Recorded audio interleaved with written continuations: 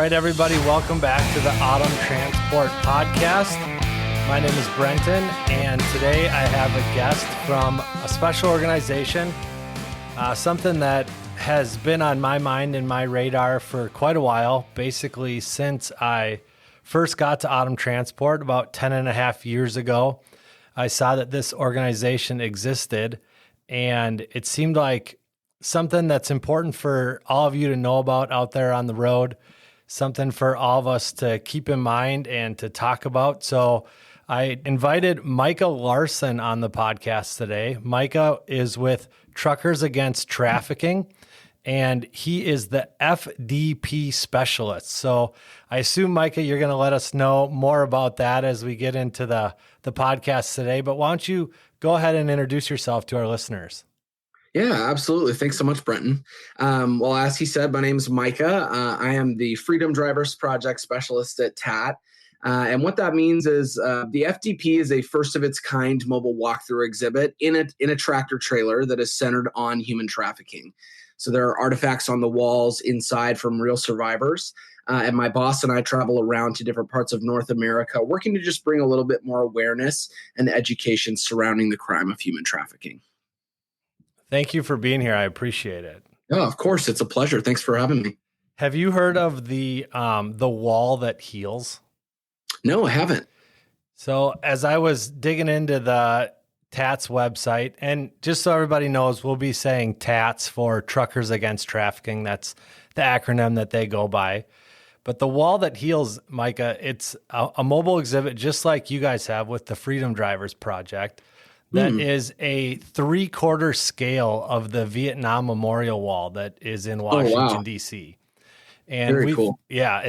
We've been lucky the last couple of years that our drivers have donated their time and their money to pull that trailer. And so that trailer is a mobile exhibit just like yours. It travels to locations across the country and gives people the opportunity to understand what the Vietnam Memorial is. They have all the names that are on the wall listed in that trailer. And it's a real healing thing for vets and families of vets and that sort of thing. And so when I saw the FDP project that you guys have on your website and that you have that similar thing going, I thought that was a pretty cool thing that you guys offer. Yeah, it's a really cool educational tool. Well, what first brought you to TATS, Micah?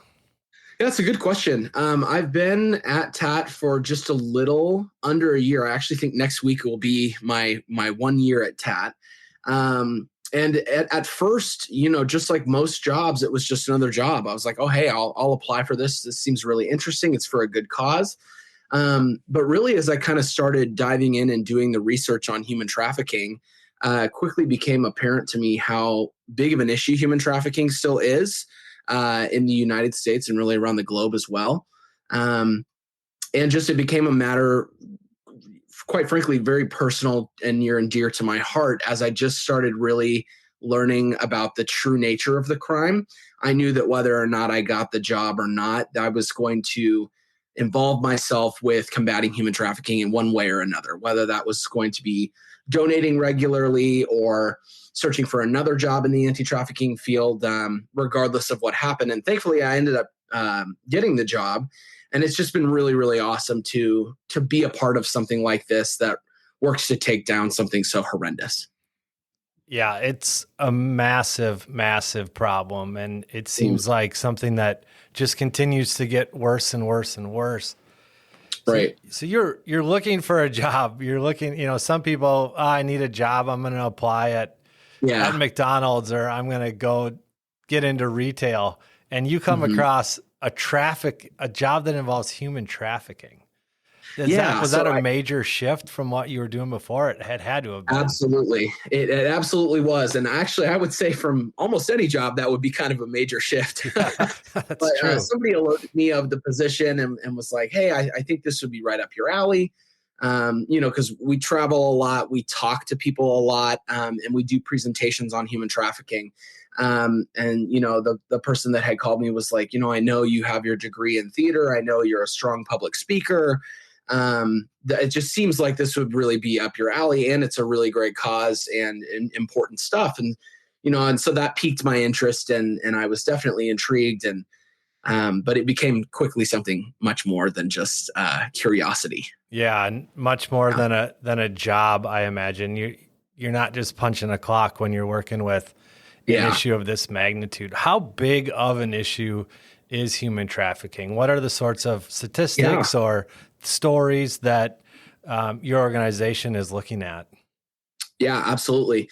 So we at TAT, we find statistics and anything that is a fact-based thing very important, because human trafficking is a very complex crime, right? So it's oftentimes really kind of hard to track down or get firm statistics on the crime. Sure. But there are a couple from uh, a lot of different sources that we use, such as like Polaris and Rights for Girls and the International Labor Organization. And so uh, there are over 50 million victims of human trafficking globally every single year. And that crime generates $150 billion. So there's quite the gap there, right? And in the United States, what a lot of people don't know is that the vast majority of sex trafficking victims are U.S. citizens. So this is a homegrown problem. It's not just something that happens in a faraway place. This is we at TAT like to say that human trafficking is happening in your backyard, because that makes the matter up close and personal, and really puts it into perspective that this is happening in your city and your town, or your county or something like that. So yeah, it's a major problem, and that is why we work within the trucking, bus, and energy industries to be able to help educate members of the transportation industry to be able to recognize and report it when they see it. It really is important, I think, that we think about it in terms of something that happens in our own backyard. So many problems Mm-hmm. in life are easy to separate ourselves from and to not feel affected by, because we've done that Right. separation and we think, oh, and I don't mean to pick on any specific country, but it's easy to think, oh, that happens in Mexico. Oh, that happens in Sure. India. Oh, that's a Mm-hmm. Chinese problem, and not a St. Paul, Minnesota problem, not a Denver, Colorado problem. Right. So Yeah. I agree with you. It's really important that we put ourselves in the context of this is happening all around us. I Mm-hmm. listen to a lot of podcasts. I do a podcast. I like podcasts. And one Yeah. I've been listening to recently is about the problem of human trafficking that happens on a lot of reservations in the United States. Native Mm-hmm. American girls that go missing. I've heard a lot that it's a big problem among people in the sex industry, particularly prostitution, that they either get trafficked to become prostitutes, or Mm-hmm. they have a horrible life, or possibly even a death because of that profession and because of the trafficking issue.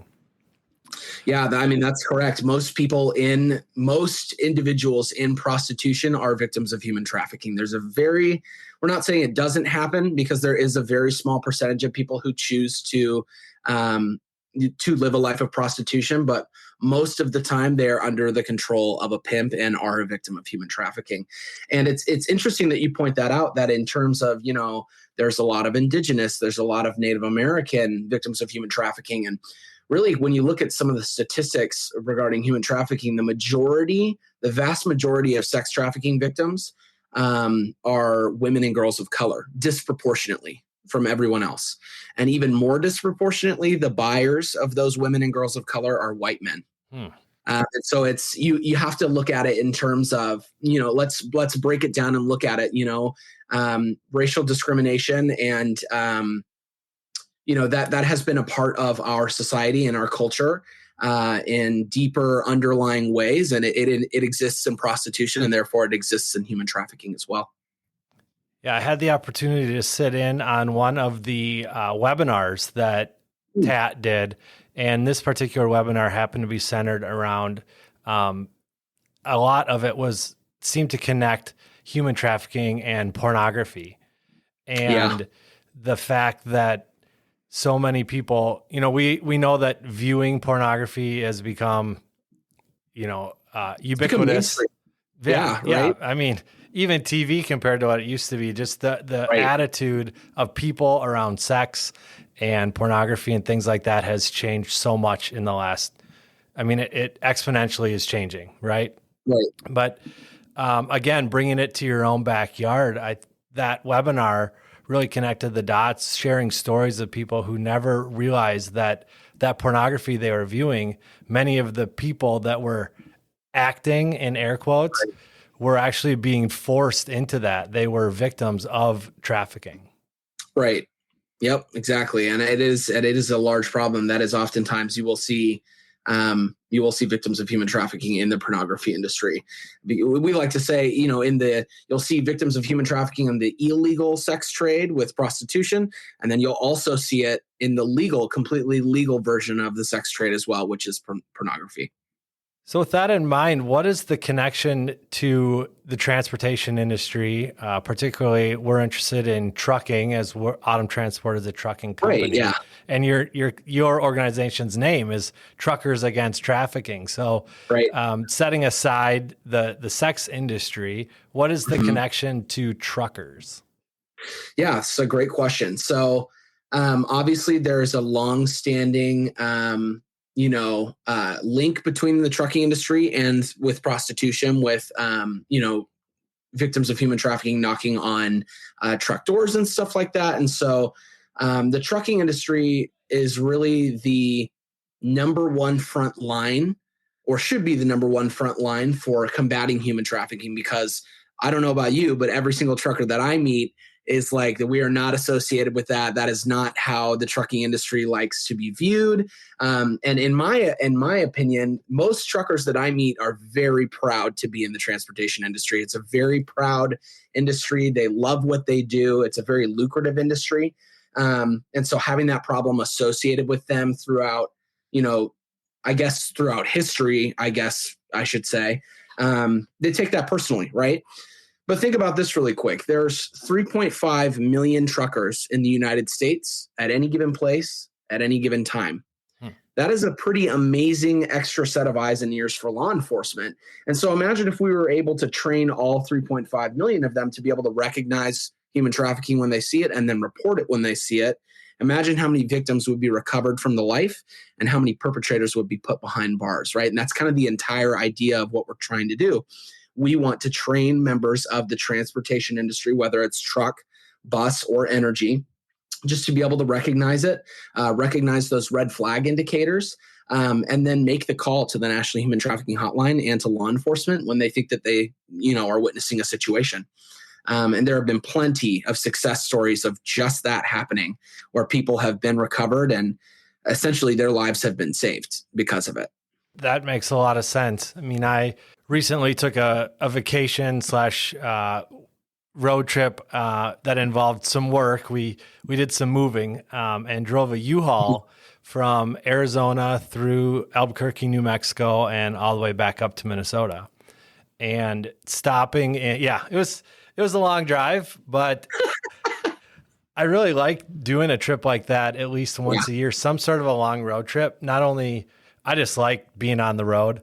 Me too. My dad was a truck driver. I grew up riding with him and doing long trips with him and stuff like that, and just kind of got a little of that in my system. Yeah. But it also, I find it's really helpful for me in my role here at Autumn Transport as a freight manager to understand what our drivers are going through. Yeah, absolutely. Understand what it feels like to sit in a chair and just look at the freeway for 10 hours at a time. Understand what it feels like to be getting your food at truck stops and having to stop and fuel and find an open pump and find a place to park for the night. And now, as you and I are talking, Micah, to understand how many situations that you do see when you're out on the road, how many people you encounter. Remember stopping for gas and filling up the U-Haul and just looking around the area at the truck stop and seeing the other travelers, seeing, families going in and out of the convenience store, seeing people sitting in cars while someone else was filling it up with gas. And it just gives you that perspective. So I'm seeing and understanding what you're talking about in terms of people in the transportation industry being eyes out there. Right. And that's completely the whole idea, right? Being aware of your surroundings. And I think a lot of times we'll get people who will see the trailer and say, "Oh, Truckers Against Trafficking, like I'm not a trucker, so it's not for me." But really, do you drive in a car? Do you go to a gas station? Have you ever flown on a plane? Yep. All these regular everyday things that people still do. It's everybody in the United States and really around the globe does one of these things at some point. And so just being aware of what's going on around you and looking out for those signs of things that just don't feel right or don't sit right with you. Because like I often like to tell people, I work with the transportation industry, but I'm not in the transportation industry.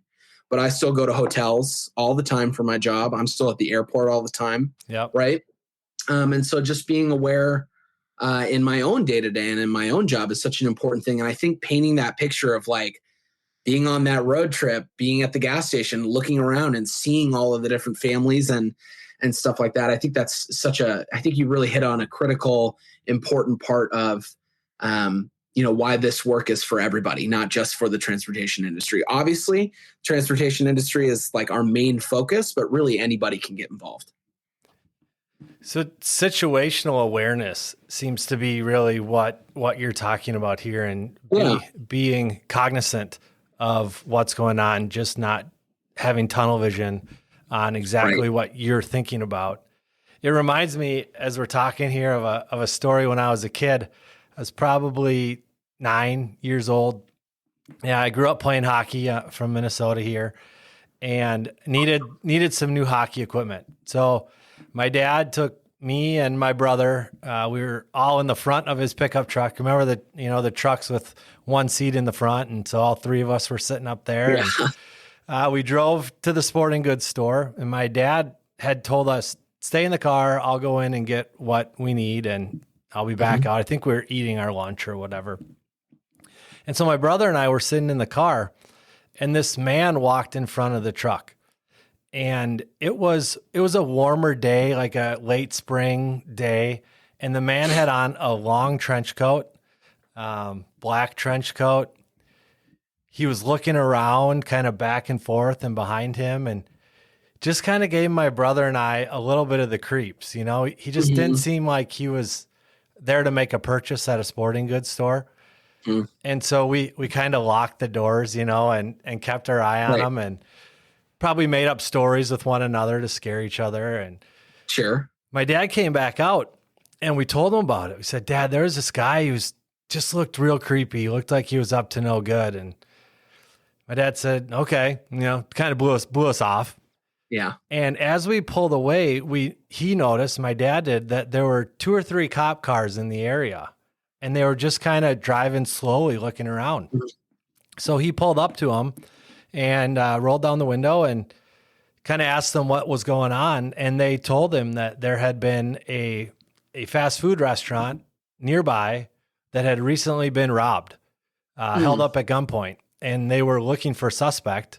And my dad said, "Well, my boys, they just saw a guy," and kind of told them what happened. And all of a sudden, all the sirens come on, all the cars rush to where we were and where we had said we saw that guy go. Right. And, we didn't stick around. We left. But a few days later, got a call from the police that asking my brother and I to identify the person that we had seen, who ended up being the perpetrator. Right. And it's probably the only crime I've ever solved. But that's more than a lot of people. Yeah, I guess so. But I bring that up to point out that situational awareness and the things that you were saying about listening to your gut, seeing things around you that don't feel right, people that don't look like they're supposed to be where they are or don't seem comfortable where they are. Yeah. And then my dad's willingness to engage the police and to share that story. You mentioned red flags. Are there things that TAT has identified for truck drivers and others to be looking for? Yeah, absolutely. We have them for truckers, and then we have more of an in-depth look at red flag indicators in our law enforcement trainings, because we actually do law enforcement trainings around the country as well. But some of them, they just make sense when you say them, right? So like does this individual look like they need a parent, right? Do they look like they're not old enough to be out here on their own, right? So that's number one. Is there somebody who's their guardian or parent nearby? Notice that, see that. It's like you said, are they dressing correctly for the weather? That's another really big one. If it's really cold outside and somebody's not wearing a whole lot of clothes, you wonder about that. You start to question those things of like, she should be wearing more clothes, right? She should be warmer. It's freezing outside, right? And so you start to ask yourself, well, why is she dressed like that out here on her own? Are they heavily caked in makeup, right? Small stuff like that, but those small things can make the biggest difference in the world, right? Because if you start to look at those things, start to ask those questions, and things just don't sit well, like you said, then it's at that point of like, maybe I should make a call. And a lot of people say, like, I don't want to make a call because what if it's not a case? What if it's nothing? I don't want to be that guy that, the boy that cried wolf, right? Right. I have worked with tons of law enforcement officers throughout the year that I've been with TAP. Every single one of them will tell you the same thing. Make the call anyway. It does not matter to us if it is or isn't a case. We want you to make that call because it might be, Sure. Right? It's kind of like, even in your story where your dad just happens to pull over by the police cars, happens to roll down his window, happens to inquire about what's going on, right? And then happens to say, oh, actually, my boys saw something wrong back there. It's the same thing. Make that call and say, hey, I think I might have seen something, right? Because you never know. You never know what might happen because of that call. You might find yourself, asked by the police a couple of months later to identify the perpetrator, right? Yeah. And then, that's a big thing as well. A lot of people will say, well, I don't want to get too involved. And the National Human Trafficking Hotline is completely anonymous. You can make a call. You don't have to leave any information if you don't want to. And I think that's really important to tell a lot of people, because a lot of people don't want to do anything more than just make a call, right? And that's completely okay. And in a lot of cases, that's what ends up being exactly what happens with truckers who have made that call. A lot of them don't even know what happened from that call. Just because, it's such a complex thing, right? You're calling law enforcement, you're calling the National Human Trafficking Hotline. It's difficult for anybody to do follow-up with that, for them to call you back and say, hey, you made this call 3 months ago. Here's what happened. And so the stories that we do get where people end up, knowing what happened due to a call or something like that are pretty incredible to see the impact of just a simple phone call, of just a simple training that you take. It's pretty incredible. I don't want to make sure that I get the phone number in our notes. Do you have the National Trafficking Hotline that our drivers could be calling? Yeah, absolutely. The National Human Trafficking Hotline for the United States is 1-888-3737-888. So that's the one for the United States. And then there's a different number for Canada and for Mexico as well. But it's pretty simple, 888-3737-888. Fantastic. I'll make sure that we get that listed in the podcast show notes here. Do you recommend calling that? And do you instruct people call 911 when you see this, or like a local police number, or just call the hotline? What's the best route to take? So I would say both. But depending on which one you call first, I would say gauge the situation for your own. If you think it is going to be a more serious situation in which you need to call law enforcement first to get them out onto the scene as fast as possible, absolutely, by all means do that. But calling both is very valuable, because obviously law enforcement, you want them to come in and do something if they can, but also like I said, human trafficking is a very complex crime, right?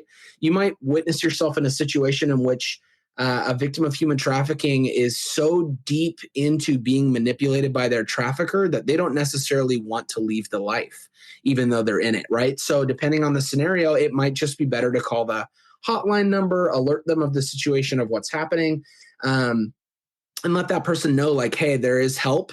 You can make the call to the hotline yourself. You can make the call to law enforcement if you want.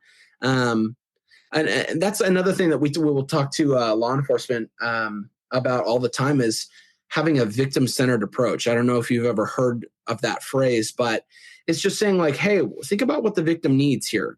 For just a second, don't think about this as if you're a police officer and approach this as a police officer. Approach this from the victim's mindset, right?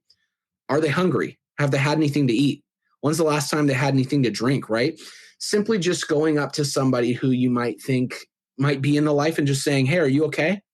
Do you need help? Yeah. Oftentimes speaks volumes, whereas approaching that situation like a police officer might not be the thing that that victim needs in that moment, because their pimp, their trafficker, has probably made it apparent to them that cops are the bad guys, right? And we've seen and heard plenty of stories where cops are amazing. They're the good guys in those situations, but we've also heard a lot of stories in which they're the bad guys in those situations as well. So yeah, it really just depends on the scenario. If you think somebody's life is in danger, obviously law enforcement first. But I always say call both because I think it's beneficial to call both. Are you seeing any shift happen between the percentage of female human trafficking victims versus male? I imagine it's highly swayed towards females. But what is the typical traffic victim? So this is a very interesting question because with men in particular, it's just not talked about. It's not reported as much.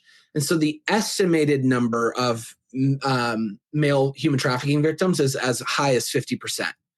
The actual number is lower than that because it's just not a thing that men want to come forward and talk about or to report. And so it is mostly women. And there's it's always important when talking about human trafficking to say that absolutely it is the numbers are women and girls of color for the majority, but absolutely there are boys and men who need help as well, and who are victims of this crime as well. And is it predominantly for sex? Is that the main thing when it comes to human trafficking that people are doing?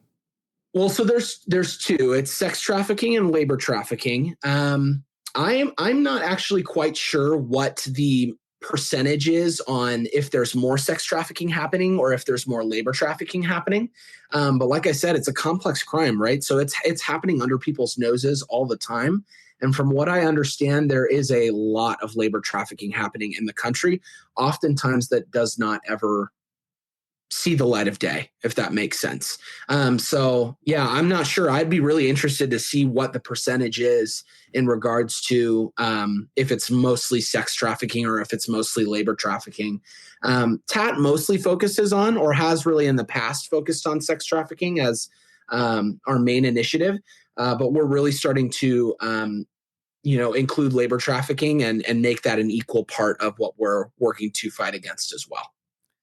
Micah, I know you said you've been in your role about a year. Do you know much of the background on TAT and how it got started, what the impetus was? I do, actually. I do. And you're actually asking the right person. My grandmother, 15 years ago, read a book called Not for Sale. And she was mortified by how big of an issue human trafficking still was, really not just in the United States, but really around the globe as well. And I think 15 years ago, that's a fair reaction to have. I think a lot of people thought that it was this archaic thing, that just doesn't happen anymore. And so she was mortified, and she called her 4 daughters, one of them being my mom included, and said, hey, I'm not asking you to read this book. I'm telling you to read this book. And I want to get together and I want to discuss what we can do to fight this, because I think it's just terrible. So they did. They read the book. They all got together. And the idea that they had come up with at the time was to start a Christian ministries club called Chapter 61 Ministries. And from there grew very rapidly into bigger than just a Christian ministries club, and very quickly became Truckers Against Trafficking, the NGO that it is today. And so it's actually within my family. And I've, ever since I was a little kiddo, I knew that this was something that my mom's side of the family had started. And later on was told by one of my family members, hey, there's a position at TAT that's opening up. I don't know if you'd be interested. I don't know, you would obviously have to apply for it and go through everything.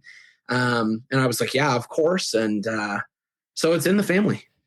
Okay, Micah. So at the beginning here, you were holding out on me a little bit. You weren't just a little bit. It wasn't just a random job you saw on Indeed. You had a little bit of an inside My track. aunt called me and told me a little bit about it. Yeah. Got it. Okay. So this was started 15 years ago out of a book and a desire that was blew up inside someone that something needed to be done about it. And so they organized a little bit, comes out of a Christian faith background. It's interesting. There's a pastor that I used to listen to a lot who would talk about the idea of holy discontent and finding your purpose in life and your passion. And what is that thing inside of you that when you hear about it, you think something needs to be done about this. Right. And really that is what drew me to asking you to be on the show here, because how many of drivers that I have, or I don't know who's going to listen to this podcast that's going to have a holy discontent about this issue, that they're going to hear you talk about it. And for maybe the first time, the blinders come off their heart and they think, this is something that's a problem that I need to give my time and my attention to. Just like your grandmother reading that book, which we'll also link, Not for Sale, you said the book was called.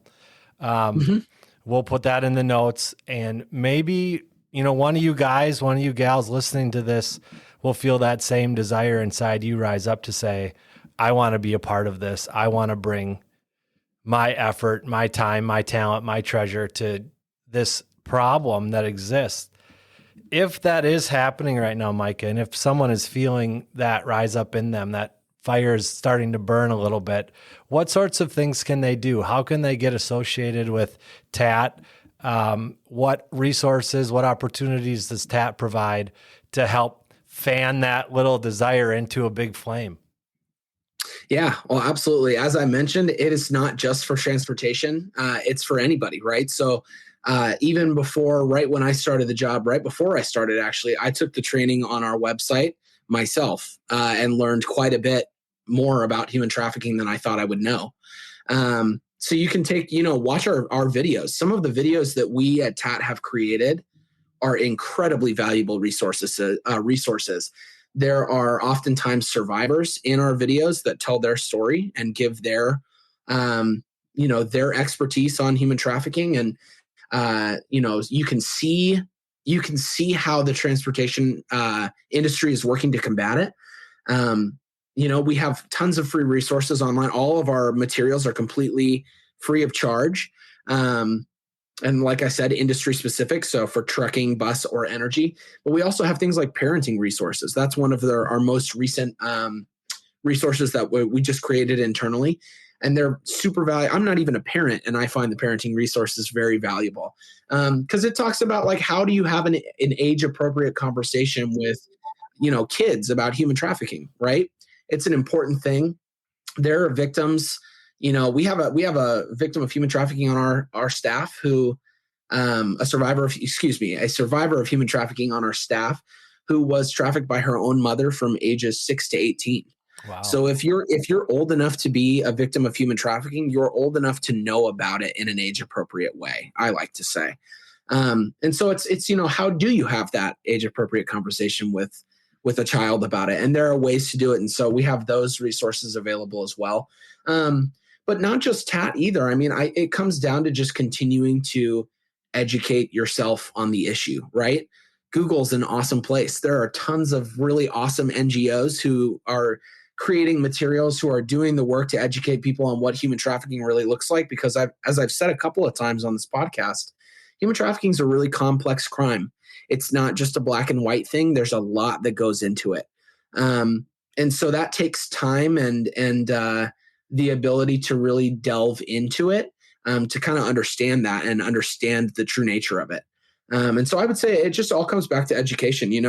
do the research, visit our website, because it's a really amazing resource. And our website is www.tatnonprofit.org. As you know, we just kind of went through a brand relaunch. And so not everything has been added to our website from our old website, but it is currently being updated every single day until that's finished. And so I would probably give it about a month and we'll have everything back on there. But it's a really amazing resource. And especially in the early days, within those first couple of weeks, that first month of working for TAT, I was on the website every day, was just constantly looking through all the different videos that we have. Polaris is another really great resource. Go check out Polaris's website.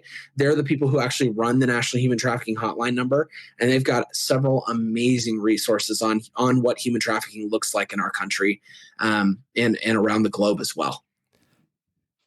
Yeah, I was on the website recently too, and seeing some of those videos, and I saw the driver certification program that you have with a little training and a quiz. And I think you're right. Just bringing that awareness within yourself, learning the facts, again, to what you said at the very beginning of just driving this home as a problem in our own backyard, not a problem out somewhere else. There's probably a chance that, you may know someone, or maybe someone 2 or 3 spots removed from you, so to speak, a classmate when you were in school who ended up in a life being trafficked. You don't know how close it is, but you should assume that it is because it's such a big problem.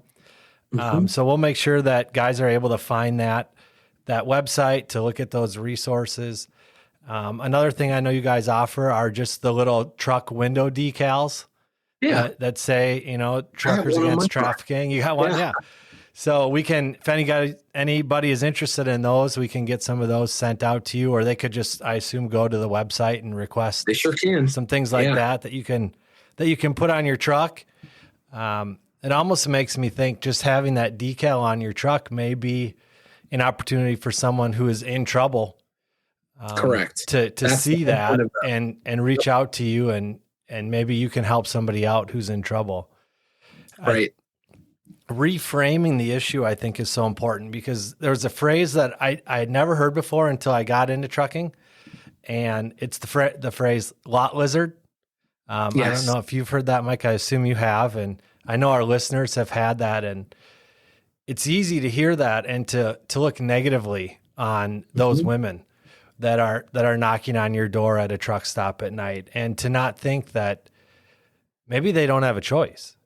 Maybe they probably don't have a choice, that they're being forced to do that by someone else. And instead of looking at them and saying like disgusting, or how would you do that with your life? Dehumanizing them, right? Exactly. Yeah, like even just the term lot lizard, we really try to say, hey, they're people, and you calling them a lot lizard completely dehumanizes them, and it makes you look at them in a different light. And if you start to look at them as a victim or as, a prostituted person, then you might have, the gears in your brain might view that situation a lot differently, Very important. Yeah. Yeah. So I would encourage all of us to reframe the situation in our mind, and to look at these people, these women, with compassion and kindness, and not dehumanize them or look down upon them, and to not feed into the conversation with other truck drivers or other people. And God forbid anyone listening to not participate in that, right? To not open your door for any other purpose than helping that person find hope and freedom and real life. And if you want to be a part of the solution, throwing a decal on your truck would be a great way to just start that, and have another trucker ask you, hey, what's that all about? What's TAT? What is that? And getting people thinking about the situation and the problem differently, we can all do a lot of good. Exactly. And that's the whole goal. We want you to take our free resources, get a decal, get a wallet card, like you said, talk about it. That's a really big thing, is just talk about it amongst your colleagues. Talk about it with your families. The more we talk about it, the more we continue to understand it, and the easier that it will be to see it in plain sight, if that makes sense. And even if, you're just an individual out there listening and you're like, well, I'll take the training, but really this matter speaks to me and I want to do something more. You can always donate as well. Any gift, regardless of the size, is an amazing gift. We're fully run on corporate sponsorships and individual donorships as well. So even if it's just $5 a month, that's an amazing recurring gift that we absolutely value. And you can find more about how to do that on our website as well. Perfect. This issue, connecting Autumn Transport to it, we have 4 values, Micah, as a company. Mm-hmm. And those values are integrity, service, leadership, and family. And I can just see how each one of those 4 values connects with this issue. We talk about integrity, doing the right thing, even if no one's looking. Those decisions that you make when you're out on the road, when you're parked for the night, maybe nobody else sees it except for you. So what is your integrity? Are you doing the right thing? Service. How are we helping out other people? Man, what an opportunity to help someone who's maybe in trouble. Leadership is all about not waiting around for someone else to fix the problem, but saying, I'll take a role. I'll play a role in this. Yeah, sign me up. And then family. We're a family as a company here in the office. We treat our drivers like family, and we can extend that family value out to the people that we meet, treating them like our sisters, like our daughters, like our sons and our brothers. And so I see how Autumn Transport as a company connects with this issue so well. Finally, I guess I wanted to give you the opportunity, since you are the FDP specialist. Why don't you just share a little bit more about the FDP? I know you mentioned it earlier, but if I want to see that trailer, where can I see that? Absolutely. Yeah. So our FDP landing page actually just got updated on our website as of yesterday. It is a very in-demand project. So it is about completely booked for the entire year. But what's helpful about the landing page on our website is that there's a map of the United States, and it'll show exactly where we're going to be at throughout the year. In Canada, in the United States, really just North America in general. But you tap on any of those little trucks in any of those places, and it'll pop up and tell you exactly when we're going to be there, what month, what date, and what time will be open, and what the event is for. Some of them are public open events for anybody to attend. Some of them are closed, events for our corporate sponsors, like a corporate tour or a headquarters tour or something like that. But yeah, and I tell people all the time, check out our website, check out the FDP page specifically, and maybe you might find that we're in your state or we're in your town, and you might be able to come out and check out the trailer. And people have done it in the past. Well, as soon as I get back to my desk, I'm going to go check it out and see if there's a spot close to us. I'd love to get over there and take a look at that. Yeah. Well, let me give you the opportunity, Micah. Do you have any last words that you want to share today? I just want to say thanks for having me on the podcast. As I said, talking about it is such a huge thing, and allowing the space and the platform to be able to talk about such an issue and continue to educate individuals about what human trafficking is such an important part of combating it as a crime, because if you don't talk about it, then it's able to continue to be gotten away with. Right. So I thank you so much for having me. I really appreciate it. And thank you to the listeners out there who have tuned in and listened to this the entire time. We appreciate the effort that you are making to understand this crime more and more every day. I think it's so important that things that happen in the darkness get brought out to the light and they get exposed. Mm-hmm. And that's the best way to deal with darkness, is to shine light on it and expose it. And you and we've been trying to set this up for a couple months. I also believe that things happen at the time they do for the reasons that we may not know. So it's perfect timing always in my mind when things happen. So that. Thank you so much, Micah. I really appreciate your time. Of course.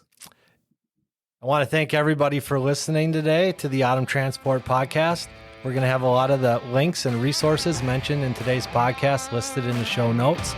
We'll also be sharing some things on our social media channels. You can find us on Instagram, Facebook, and Twitter, all under Autumn Transport. Hope you guys have a great day and drive safe.